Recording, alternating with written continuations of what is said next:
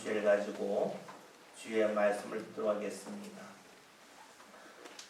지금부터 한 3, 4년 전으로 기억합니다. 4년 전이 되네요. 저희 지방에서 성지순례를 갔을 때였습니다. 거의 맨 마지막 코스로 간 곳이 우리 성경에 나와 있는 빌립보라고 하는 지역, 지금은 그리스에 있는 그 땅에 갔습니다. 그 땅에 가서 여기저기 성지를 보면서 제가 깨달은 것이 있었습니다. 아주 특별한 것은 아니고 아주 작은 것이었습니다. 그것은 무엇이냐면 성경에서 바울이 강가로 갔다 하는 말씀이 나와 있는데, 저는 그래서 바울이 맨 처음에 있던 곳에서 강가까지 가는 거리가 무척이나 짧은 줄 알았습니다. 실제로 가서 보았더니 매우 먼 거리였습니다. 그때 깨달은 것은 성경에서의 한 절은 우리가 볼 때에는 한 절이지만 그 한 절이 지나가기까지 적지 않은 시간이 걸린다 하는 것이었습니다. 그리고 한 절이 넘어가려면 많은 시간이 걸릴 것이고, 그 한 절이 넘어가는 그 과정 속에서 바울이 엄청나게 많은 것을 생각하며 느꼈을 것이다 하는 마음이 들었습니다. 그 다음부터는 제가 성경을 읽는 방식이 달라졌습니다. 그냥 읽지 않고 한 절에서 한 절 넘어갈 때에 어떤 마음이 있을까? 어떤 갈등이 있을까? 어떠한 많은 일들을 경험하면서 한 절에 넘어갈까 하는 그런 눈으로 성경을 보기 시작을 했습니다. 그러라 보았더니 과거에 읽었던 방식과는 다른 방법으로 성경이 읽혀지기 시작을 했습니다. 성지순례라고 하는 것은 어느 관광지를 가서 보고 오는 것이 아니라 그 지역에서 활동했던 믿음의 사람들이 어떤 마음을 가졌는가를 경험하기 위함입니다. 여행은 멋진 것을 보았다, 그걸로 끝입니다. 그런데 순례라고 하는 것은 무언가 보았다가 아니라 본 것이 삶 가운데 어떻게 이어지느냐 하는 것이 바로 순례입니다. 여행은 경험이 있다로 끝나는 것이고, 순례는 경험이 있는데 그 경험이 삶과 신앙과 어떻게 이어지느냐에 있습니다. 그러니까 가는 것은 똑같고 보는 것은 비슷할런지 모르겠지만, 과거의 경험이 경험으로 있는 것, 남아 있다면 여행이 될 것이고, 그 경험이 삶으로 이어지고 오늘날 내가 신앙생활하는 그 모습과 연결이 된다면 그것은 순례가 될 것입니다. 우리는 이 세상에서 살아갑니다. 살아가면서 믿음의 사람들은 이야기를 합니다. 우리는 순례길을 걸어간다 라고 말합니다. 반면에 믿지 않은 사람들은 이 세상은 나그네 길이다, 나그네 길이기 때문에 그냥 지나가는 거다, 다 잊고 사는 거다 라고 말합니다. 다시 말하면 나그네 길이라고 하는 것은 무언가 경험한 것이 있는데 그 경험으로 끝나는 것이 됩니다. 반면에 순례의 길은 자신이 경험했던 것들이 오늘까지 계속해서 이어지는 것이 되겠죠. 우리가 구약 성경에 있는 말씀을 보면 자주 나오는 말씀이 이런 말씀입니다. 너희 조상의 하나님, 아브라함의 하나님, 이삭의 하나님, 야곱의 하나님입니다. 이것은 무엇을 말합니까? 아브라함에게 나타났던 하나님이 이삭과 야곱에게로 나타났다는 뜻도 되겠지만, 아브라함이 경험했던 그 하나님을 그 아들인 이삭도 이어서 경험했다는 것이 되겠고, 이삭의 아들인 야곱도 할아버지와 아버지가 경험했던 그 하나님을 이어서 경험했다 하는 것이 됩니다. 그러니까 우리가 이 세상을 살아가면서 여행, 즉 나그네 길을 걸어가느냐 아니면 순례 길을 걸어가느냐, 그것에 따라서 우리에게 있었던 일들이 오늘날 해석하는 방법이 결정됩니다. 여행이라면 있는 것이 있는 것으로 끝납니다. 순례라고 하면 있는 것이 계속해서 삶으로 이어집니다. 여러분, 하나님이 원하시는 그런 모습은 여행자의 모습이 아닙니다. 순례자의 모습입니다. 하나님이 주신 은혜를 내가 경험했다, 하나님의 은혜가 내게 있었다 해서 멈추지 않고 그 은혜가 내 삶과는 계속해서 이어지면서 하나님과 가까워지기를 소망하는 것이 바로 하나님의 마음이라고 할 수 있겠지요. 그뿐만이 아닙니다.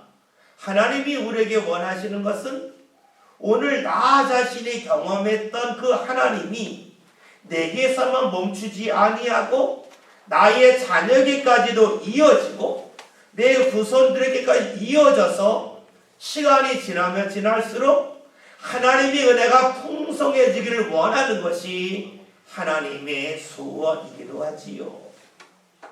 여러분, 무언가 있습니다.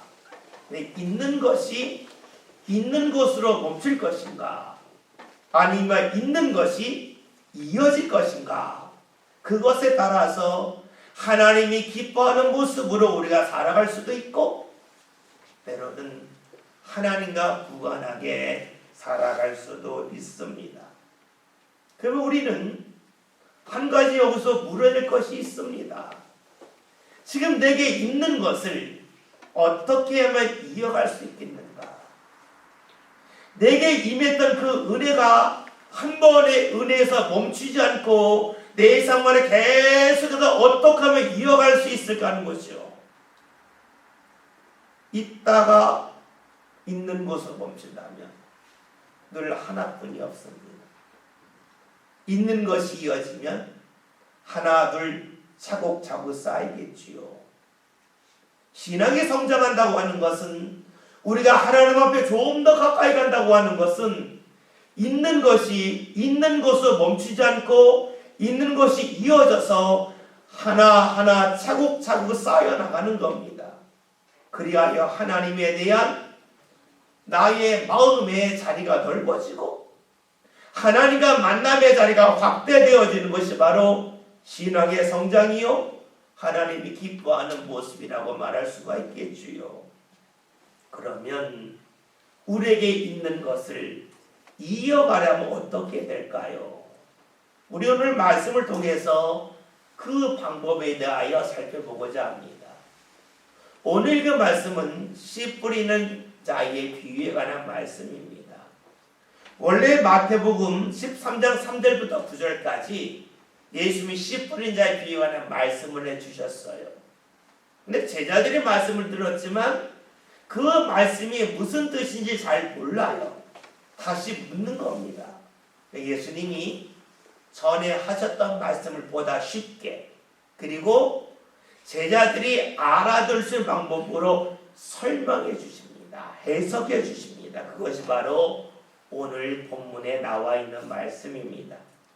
오늘 말씀은 이렇게 시작을 해요. 18절에 있는 말씀을 보면 이런 말씀이 있습니다. 그런즉 씨 뿌리는 자의 비유를 들으라 하는 것입니다.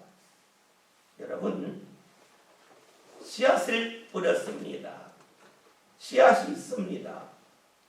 뿌린 사람이 내가 씨앗을 뿌렸으니까 그 있는 씨앗이 그대로 있으면 좋겠다 하는 사람은 하나도 없습니다. 씨앗을 뿌렸다면 기대하는 것이 있어요. 이 씨앗이 싹으로 이어지고 싹이 자라서 줄기와 가지로 이어지고 그것이 열매로 이어지기를 소망하기 때문에 씨앗을 뿌립니다.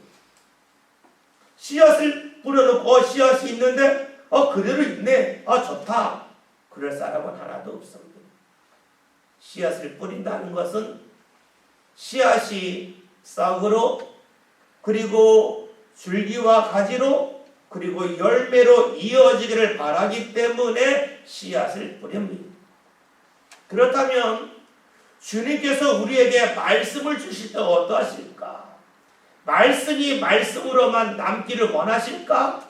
아니면 이 말씀이 싹이 되고 그리고 가지와 또 열매로 이어지기를 원하셔서 우리에게 말씀을 주실까 하는 겁니다. 농부가 씨앗을 뿌리는 심정으로 예수님은 우리에게 말씀을 주시는 겁니다. 그래서 오늘 성경에서는 예수님이 씨 뿌린 자의 비유에 관하여 다시 설명하고 해석하시면서 이 씨앗이 바로 말씀이라고 하는 것을 알려주시고 계시지요. 그러면 씨앗이 씨앗대로 있지 않고 있는 대로 있지 않고 이어져야 되는데 이어지지 않는 사람들이 너무 많다는 것이에요. 그 이유에 관하여 살펴볼 필요가 있겠죠. 오늘 말씀 19절에 이런 말씀이 있어요. 제가 읽겠습니다. 아무나 천국 말씀을 듣고 깨닫지 못할 때는 악한 자가 와서 그 마음에 뿌려진 것을 빼앗나니 이는 곧 길가에 뿌려진 자요. 오늘 말씀을 보면 예수님이 길가에 뿌려진 씨앗에 관하여 말씀을 하시는데 원래는 새들이 와서 먹었다라고 말씀하셨는데 그 말씀을 삶 가운데 적용할 때는 말씀을 듣고 깨닫지 못하는 자인데 그런 사람은 어떤 사람인가? 악한 자가 와서 그 마음에 뿌려진 것을 빼앗아 갔다라고 말씀하고 있습니다. 생각해 볼 것이 있습니다. 예수님이 악한 자가 왔다 말씀하십니다. 그럼 악한 자가 무엇을 하는가? 오늘 말씀을 봤더니 부러진 말씀을 빼앗아가는 사람이 바로 악한 자라고 말씀하고 있습니다. 보통 우리는 악한 자 하면 폭력을 행사하는 사람, 사기를 저지르는 사람을 악한 자라고 얘기하는데 예수님은 달리 말씀하십니다. 말씀을 빼앗아가는 자라. 하나님의 말씀이 있어서 그 말씀이 싹이 나고 또 자라 줄기가 되고 가지가 되고 열매가 되려는데 그것을 빼앗아가서 열매 맺지 못하게끔 빼앗아가는 자를 악한 자라고 말씀하고 있습니다. 그런데 여러분 생각해 볼 것이 있습니다. 악한 자가 누구입니까?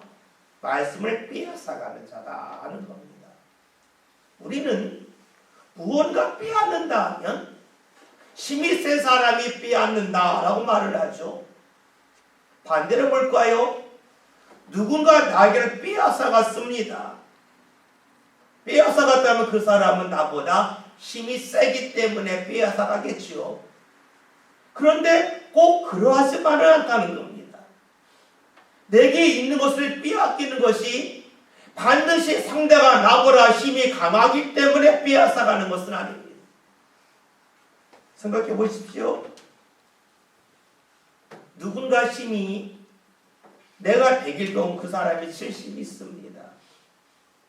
그런데 내가 그 사람을 상대할 때 내 힘을 50만 쓰고 그 사람은 70을 다 썼습니다. 그러면 내게 있는 것을 그에게 빼앗길 수밖에 없겠죠.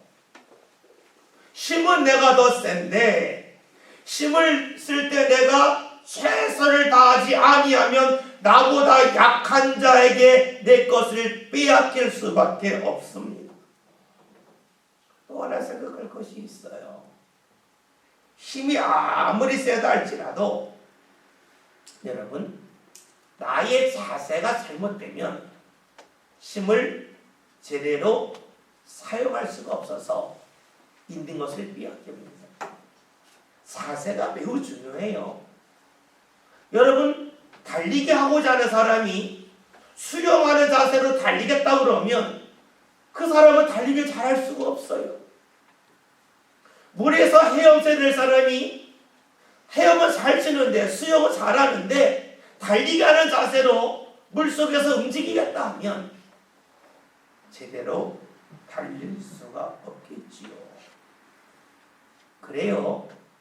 힘이 없어서 내가 빼앗기기도 하지만 내가 힘을 쓸 때 최선을 다하지 않아서 때로는 나의 자세가 잘못되어서 있는 것을 빼앗기기도 합니다. 여러분, 다른 사람이 내게 있는 말씀을 빼앗아 갑니다.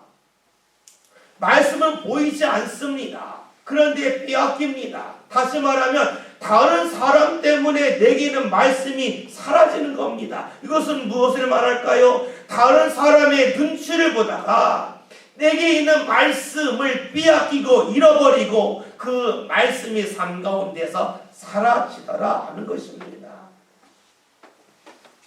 여러분, 요즘 우리 시대는 그것을 경험하고 있습니다. 코로나19 때문에 사람들이 말하죠. 교회 가면 안 된다. 모이면 안 된다. 사람들이 말을 하니까 눈치를 봅니다. 여러분, 그 말이 잘못된 게 아니에요. 많이 모인 데 가는 게 좋은 건 아니에요. 분명 잘못된 거예요. 그런데 우리는 그 눈치를 너무 보느라고 과도하게 해석할 때가 너무 많더라 하는 겁니다.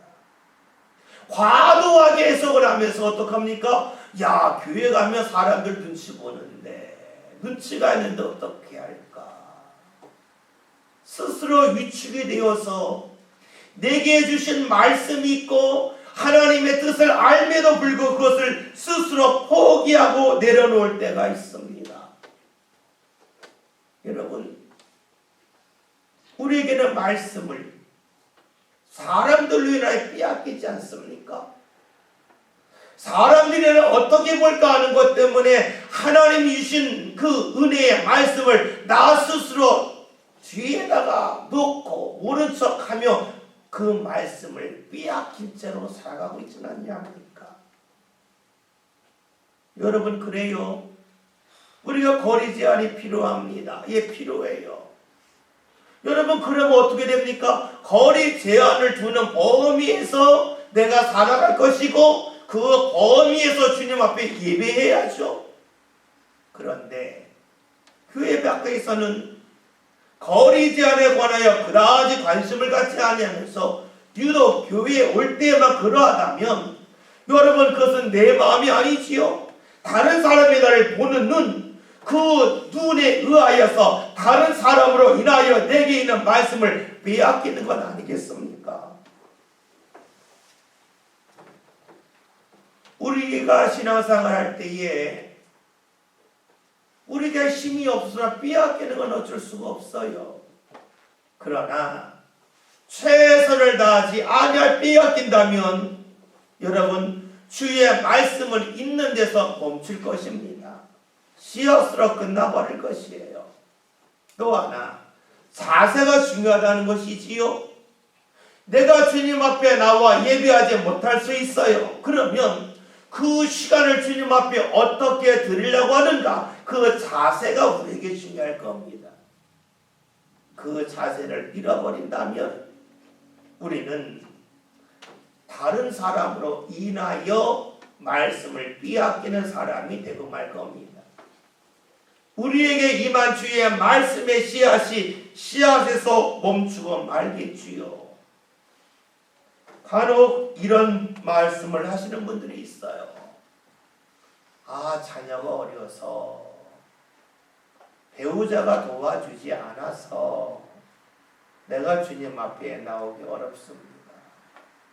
여러분, 예수님은 말씀하셨습니다. 악한 자가 와서 빼앗는다는 겁니다. 여러분, 그러다면 내가 자녀 때문에 주님 앞에 나올 수 없다면 내가 자녀를 악한 자 만드는 것 아닙니까?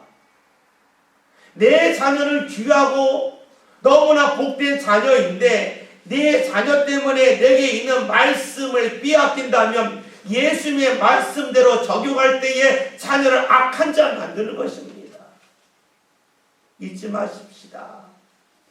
우리가 힘이 없어서 빼앗길 때도 있지만 내가 최선을 다하지 아니하기 때문에 빼앗길 때가 있고, 내 자세가 바르지 않기 때문에 힘을 제대로 사용할 수 없어서 빼앗길 때가 적지 않다는 것이지요.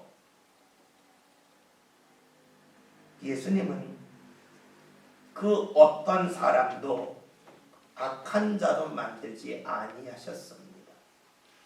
그러기 예수님은 모든 사람을 사랑하셨습니다. 어떻게 가능할까요? 예수님은 어떤 사람을 만나든지 간에 말씀을 빼앗기지 아니하셨습니다. 그 누가 뭐라 할지라도 하나님께서 예수님께서 말씀을 빼앗기지 아니하셨기에 예수님 앞에는 악한 사람이 하나도 없습니다. 예수님에게서 주의 말씀을 빼앗은 사람은 한 사람도 없기 때문입니다. 그러니 모든 사람이 기회요?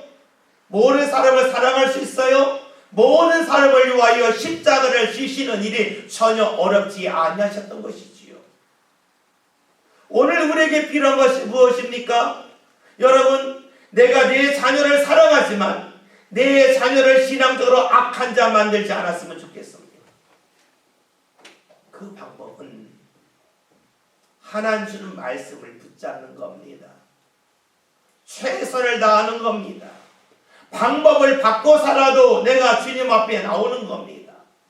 그러할 때에 여러분, 우리 삶 가운데 우리에게 주어진 말씀이 말씀의 씨앗이 멈추지 않습니다.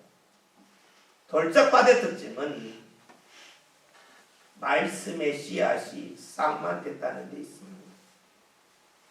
죄송합니다. 길가에 뿌려진 씨앗의 특징은 그 길가에서 사라졌다는 겁니다. 저와 여러분 신앙생활하면서 길가를 넘어서는 그러한 신앙, 그리고 우리의 신앙에 최선을 다하고 방법을 바르게 하면서 주의 말씀을 빼앗기지 아니하여 말씀의 씨앗이 씨앗에서 멈추지 않고 씨앗이 싹으로 가지로 열매로 이어진 역사가 꼭 나타났으면 좋겠습니다. 오늘 말씀을 보면 말씀을 이어가지 못하는 두 번째 이유에 관하여 20절 21절 이렇게 말씀하고 있어요. 말씀 제가 봅니다. 돌밭에 뿌려졌다는 것은 말씀을 듣고 즉시 기쁨으로 받되 그 속에 뿌리가 없어 잠시 견디다가 말씀으로 말미암아 환난이나 박해가 일어날 때에는 곧 넘어지는 자요. 말씀을 봤더니 돌밭에 뿌려진 씨앗에 관해 말씀하고 있는데 들을 때 기뻤다는 겁니다.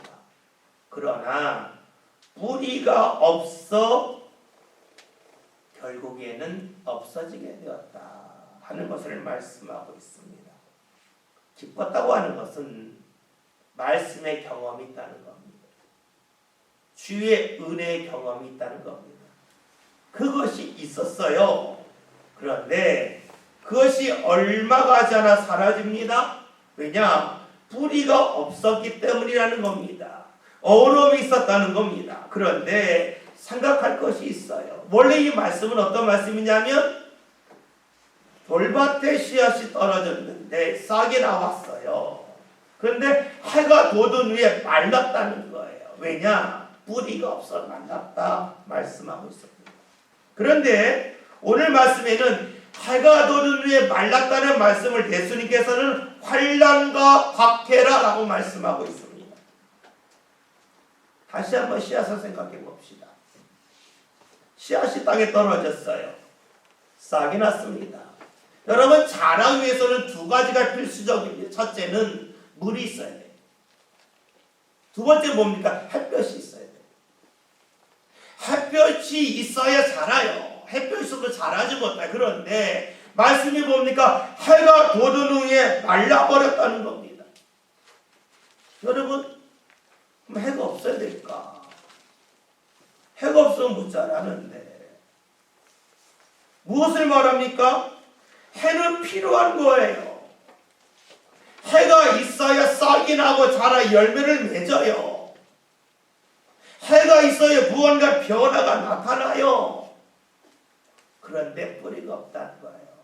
오늘 그런 말씀에서 예수님이 해석하면서 해가 돋으려라는 말씀을 다시 해석하실 때는 박해와 환란이라고 말씀하셔요. 알 수 있는 것이 있죠. 해가 들어서 햇빛이 비치는 것을 예수님은 우리의 신앙에서 무엇 같다 하셨습니까? 박해와 환란과 같다는 겁니다. 햇볕이 있어야 자라요. 마찬가지예요. 말씀이 언제 자라요? 환란과 박해가 있어야 말씀이 자란다는 거예요. 어우럼이 있어야 말씀이 자란다는 거예요. 햇볕이 싹이 자라도록 이끌듯이 해가 돋은 후에 나는 말씀을 예수님은 환란과 박해란 말씀하셨으니 햇빛과 같은 것이 무엇인가 신앙에는 환란과 박해다. 즉 어려움이 있어야 된다는 것입니다. 어려움을 우리는 좋아하진 않아요. 그러나 어려움이 있어야만 우리의 신앙의 성장이 있어요. 그러나 그 어려움을 우리가 그냥 견디는 것이 아니지요. 싸게 말한 이유가 무엇이냐? 햇볕이 필요하지만 부족한 것이 하나 있었어요. 뿌리를 내려오는 것. 뿌리를 왜 못 내렸는가? 바닥에, 흙 안에 습기가 없다는 거지요. 다시 말하면 하나님의 말씀이 우리 삶 가운데 심겨져서 자라려면 어려움이 있어야 되는데 그 어려움을 견딜 수 있도록 신앙의 뿌리가 있어야 된다는 거예요. 그 뿌리가 무엇입니까? 바닥에 물기입니다. 다시 말하면 우리의 삶 가운데에 기도의 땀방울과 기도의 눈물이 있어야 돼요. 그럴 때 어떻게 됩니까? 햇볕이 유익해요. 바닥에 흙에 습기가 없으면 해는 원래 도움을 주는 거지만 도움이 안 되고 말라버리게 해요. 마찬가지예요. 신앙이 자라서 씨앗에서 멈추지 않고 열매로 이어지려면 반드시 환란과 밖에 어려움이 있어야 돼요. 근데 그 어려움을 견디게 하는 것이 무엇입니까? 뿌리예요. 그 뿌리는 기도의 눈물과 기도의 씨앗이 있을 때에 가능합니다. 여러분, 어려움 때문에 우리가 신앙생활하다가 말씀을 잃어버릴 때가 많습니다. 그러나 정직하게 말하면 어려움 때문이 아니에요. 햇볕 때문에 마르는 게 아니에요. 뿌리가 없어 마르는 거예요. 기도가 없어서 마르는 거예요. 여러분, 예수님께서 십자가를 지시는 가장 큰 어려움을 감당하셨죠? 어떻게 감당하셨어요? 기도하셨잖아요. 십자가 지기 전에 겟세마네 기도하셨잖아요. 그러니까 그 어려움을 감당하셔서 십자가를 지시고 돌아가셨지만 부활하셔서 온 인류 위에 주님으로 서지 아니하셨습니까? 어려움이 문제가 아니에요. 어려움이 필요해요.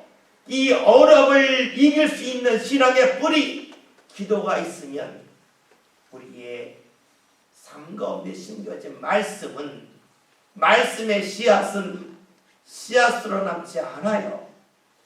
씨앗이 싹으로 이어지고 줄기로 이어지게 됩니다. 신앙이 성장했다고 하는 것은 신앙이 강해졌다는 거예요. 강해졌다고 하는 것은 견딜 수 있는 부분이 많아졌다는 것이에요. 우리의 신앙이 성장하는 것은 신앙이 강해진 것이고 강한 햇볕을 견딜 수 있는 것이에요. 어려움을 견딜 수 있는 것이에요. 그런데 그것은 뿌리, 기도의 눈물과 기도의 땀방울이 있을 때만 가능합니다. 주님께서 우리에게 말씀의 씨앗을 주셨어요. 씨앗만 남기를 원해서 주신 게 아니에요. 어떤 농부가 씨앗을 뿌리면서 씨앗 그대로 남기를 원해요? 절대 그런 농부 없어요. 씨앗이 자라서 싹 그리고 줄기 가지가 아니라 열매가 되기를 원하죠. 하나님이 우리에게 원하시는 것은 말씀이 말씀으로만 남는 거 아니에요. 말씀이 자라 결실 맺는 거예요. 그러려면 어려움, 햇볕이 필요하고 이것을 견딜 수 있는 기도가 필요합니다. 우리가 기도하기 힘든 때 있지만 기도하는 자리에 여러분 함께 꼭 나왔으면 좋겠어요. 기도함을 통해서 어려웠는데 이것 때문에 예전에 넘어졌는데 안 넘어지는구나. 이 어려움이 오히려 내 신앙을 쓰러뜨리고 넘어뜨리는 것이 아니라 이 어려움이 내 신앙을 더 활성화시키는구나 하는 그 믿음의 고백이 저와 여러분 삶 가운데 나타나서 말씀의 씨앗 그대로 있지 아니하고 그것이 싹으로 그리고 줄기와 가지로 열매로 이어지는 역사가 꼭 나타났으면 좋겠습니다. 말씀을 이어가지 못한 세 번째 이거 무엇인가? 22절에 이렇게 말씀하고 있어요. 가시떨기에 뿌려졌다는 것은 말씀을 들으나 세상의 염려와 재물의 유혹에 말씀이 막혀 결실하지 못하는 자요. 말씀을 봤더니 가시떨기에 떨어진 것은 자라긴 자랐지만 막혔다는 거예요. 내 막히는 이유가 무엇인가? 오늘 주님이 말씀하시기를 세상의 염려와 재물의 유혹이라고 말씀하고 있어요. 염려가 뭡니까? 생각이에요. 생각이 가름하는 거예요. 사람들이 하는 염려가 무엇입니까? 이거 내가 꼭 필요해 하면 염려를 해요. 이것은 있으나 마나야 하면 염려하지 않습니다. 내가 이거 꼭 가져야 돼. 그러면 자꾸 그 생각을 하죠. 내가 이 일을 꼭 이루어야 돼 하면 어떻게 해요? 그것이 염려가 되는 거예요. 그거 있어도 그만, 없어도 그만, 돼도 그만, 안 돼도 그만 염려하지 않아요. 우리가 구약 성경을 보면 사울왕이 나와요. 사울왕이 다윗을 그토록 죽이라고 쫓아다녔어요. 자신의 사위인대로 죽이려고 해요. 그 이유가 무엇일까요? 다윗이 왕이 되면 자기가 왕위에서 물러날 것 같아요. 다른 거 있지 않아요? 사울이 다윗 때문에 먹을 것이 없어질까봐가 아니에요. 가족이 파탄날까봐가 아니에요. 다윗 때문에 왕위에서 내가 물러나면 어떡할까? 그에게는 왕위를 지키는 것이 제일 중요했어요. 그것이 염려가 됐어요. 그리고 다윗 때문에 혹여나 자신의 아들 요나단이 왕이 안 되면 어떻게 될까? 내 아들이 왕이 꼭 돼야 되는데 여기에 집중하다 보았더니 그는 걱정하고 염려해요. 이거 꼭 가져야 된다는 거예요. 우리 삶 가운데 왜 수많은 염려가 생깁니까?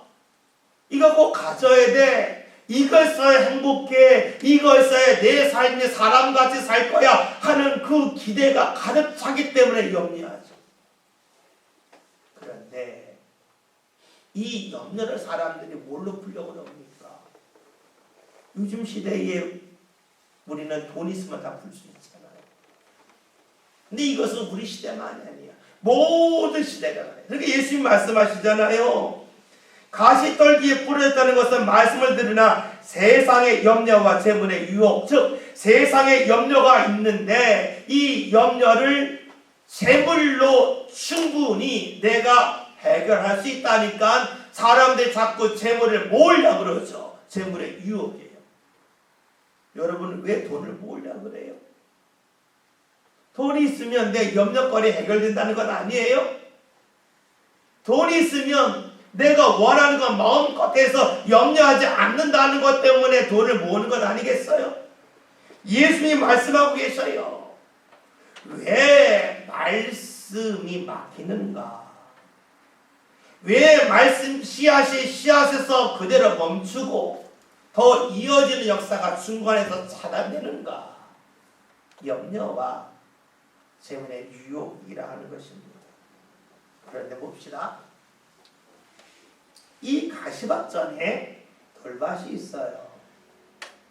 돌밭을 넘어서는 것은 햇볕, 어려움 속에서 기도하는 겁니다. 근데 기도하는 사람이 오늘 무엇을 하는가? 염려하고 재물의 유혹에 빠지더라는 거예요. 하나님 앞에 기도하는데 하나님 이거 나 꼭 있어야 돼요 라고 스스로 설정을 하는 거예요. 기도할 때의 주의 인도하심이 중요한 것이 아니라 주님 저 이거 꼭 있어야 돼요, 이거 가져야 돼요 하는 것이죠. 그러니까 염려합니다. 이 염려를 넘어서기요 하나님 제게 물질이 필요해요. 그래서 물질의 유혹에 빠집니다. 무엇을 말합니까? 내 인생에 필요한 것을 내가 제일 잘 안다는 것이에요. 그러니까 염려해요. 그러니까 재물에 관하여 그토록 매달리지요. 그러나 이 가시떨기를 넘어서지 못하면 열매로 이어지지 않아요. 이거의 가장 큰 문제 뭡니까? 내가 옳다는 것이에요. 하나님의 인도함을 받겠다는 것보다는 내 계획이 내가 원하는 것이 가장 선하다는 마음이 가득 차 있다는 것이 바로 가시떨기에 있는 사람들의 모습이에요. 그러니까 염려와 유혹에 흔들릴 수밖에 없지요. 예수님이 십자가를 지기 전에 하셨던 기도 기억하고 있지요. 내 뜻대로 마옵시고 아버지의 뜻대로 하옵소서. 무엇을 말합니까? 예수님이 내 뜻만을 주장했다면 염려하는 겁니다. 내 뜻만을 주장했다면 세상에 많은 물질을 모아서 사람들을 매수했을 겁니다. 그러나 내 뜻이 아니었어요. 아버지의 뜻, 그것이 가장 중요했습니다. 오늘 우리가 하나님의 말씀의 씨앗이 있어요. 그 씨앗이 싹으로 이어지는 사람이 있고 또 때로는 이 가지 떨기에 떨어진 씨앗처럼 줄기와 가지까지만 가는 이들이 있습니다. 우리는 그것을 넘어설 필요가 있겠죠. 여러분, 길가에 떨어진 씨앗은 다른 사람의 눈치를 보는 사람의 모습이에요. 돌짝밭에 떨어진 씨앗의 특징은 얼음 속에서 기도하지 않는 자들의 모습이에요. 가시밭에 떨어진 자의 특징은 기도를 하면서도 하나님의 뜻과 계획이 아닌 내 뜻과 계획을 가장 중요하게 여기는 자들의 모습이에요. 그런 자들에게는 말씀의 씨앗이 열매로 이어지지 않습니다. 그러면 어떤 사람들에게 말씀의 씨앗이 열매로까지 이어질까요? 오늘 23절 말씀 제가 읽겠습니다. 좋은 땅에 부러졌다는 것은 말씀을 듣고 깨닫는 자니 결실하여 어떤 것은 100배, 어떤 것은 60배, 어떤 것은 30배가 됐느니라 하시더라. 아멘. 말씀이 깨달아지는 것이에요. 말씀이 깨달아진다는 것은 말씀을 논리적으로 맞다 고개를 끄덕이는 게 아니에요. 말씀이 깨달아졌다는 것은 경험적으로 깨달아지는 것이에요. 그래, 내가 다른 사람의 말 듣고 눈치 보며 신앙생활을 했는데 신앙생활 속에서 기쁨이 없구나. 내가 어려울 때 기도하지 않았더니 과거에 가진 일은 다 주저앉았구나. 내가 원하는 것 거기에 매달리고 물질 모으려고 매달리라 모았더니 그것을 무엇을는지 모르겠지만 하나님이 함께 기쁨이 다 사라졌구나. 그러니까 내가 하나님의 뜻 가운데 사는 게 가장 옳은 건데 이것을 피부로 삶으로 느끼는 것을 말합니다. 여러분, 이런 사람에게 하나님이 은혜를 주시는데 오늘 말씀 보면 100배, 60배, 30배의 은혜를 주신다 하셨습니다. 이것은 농사에 관한 말씀이기도 하지만 하나님의 역사가 얼마나 큰지를 알려주는 말씀입니다. 장사하는 사람이 물건을 팔면 얼마나 남길까요? 5,000원짜리 물건 띄어서 팔면 얼마를 남길까요? 많이 남기면 5,000원 남기겠죠. 가장 많이 남기면 1배 정도 남기는 거예요. 다시 말할까요?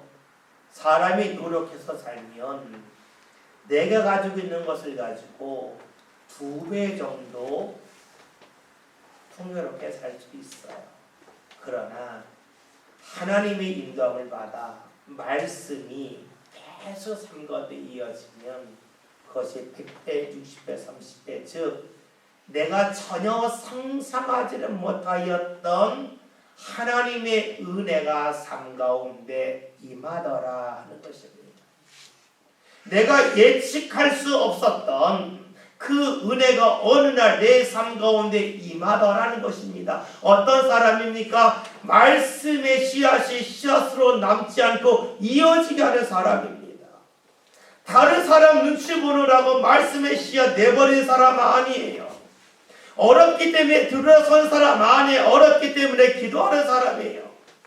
기도함에 있어서 내 것을 내세우지 않고 주의 뜻 가운데 기도하며 나아가는 사람에게 주님께서는 우리가 전혀 상상하지를 못하였던 주의 은혜 역사를 베풀어 주십니다. 여러분, 예수님은 우리와 함께 하십니다. 우리 안에 예수님이 있습니다. 그 예수님이 무엇을 원하실까요? 우리와 하나님이 이어지기를 원하고 계십니다. 그러기에 예수님은 말씀하셨죠. 내가 곧 길이요 진리요 생명이니 나로 말미암지 않고는 아버지께로 갈 자가 없다. 즉 나는 너와 하나님을 연결시키는 자라. 내가 너희 안에 있으면 너는 이런 하나님과 이어진다. 이것이 주의 말씀이요 주님이 하시는 일입니다. 그런데 오늘 우리 삶 가운데 예수님이 있기만 하십니까? 아니면 그 예수님이 우리의 삶을 하나님과 이어주고 계십니까? 주님은 우리를 하나님과 이어주기를 원하고 계신데 우리가 사람의 눈치를 본다면, 우리가 기도하지 않는다면, 우리의 삶의 목표를 내가 정한다면 아무리 예수님이 있다 할지라도 그 예수님을 있는 분은 멈추실 겁니다. 사람이 아닙니다. 환경이 문제가 기도입니다. 내 뜻이 아니라 주의 뜻입니다. 여기에 매달려 나갈 때에 우리 안에 있는 예수님은 우리를 하나님과 이어지게 하여 주십니다. 오늘 말씀 제목이 있다, 있다입니다. 예수님이 있습니까? 그 예수님이 나를 하나님과 이어주고 계십니까? 저는 여러분들 삶 가운데 예수님이 여러분 삶 가운데 있는 것으로 만족하지 마시고 그 예수님을 통하여 여러분의 삶과 하나님이 이어지는 역사가 반드시 나타날 수 있기를 소망합니다. 그리하여 예수님은 내 안에 있고 그 예수님이 나와 하나님을 이어가신다고 하는 그 믿음의 고백이 저와 여러분의 삶 가운데 늘 나타날 수 있기를 주의 이름으로 기도드립니다. 기도합니다.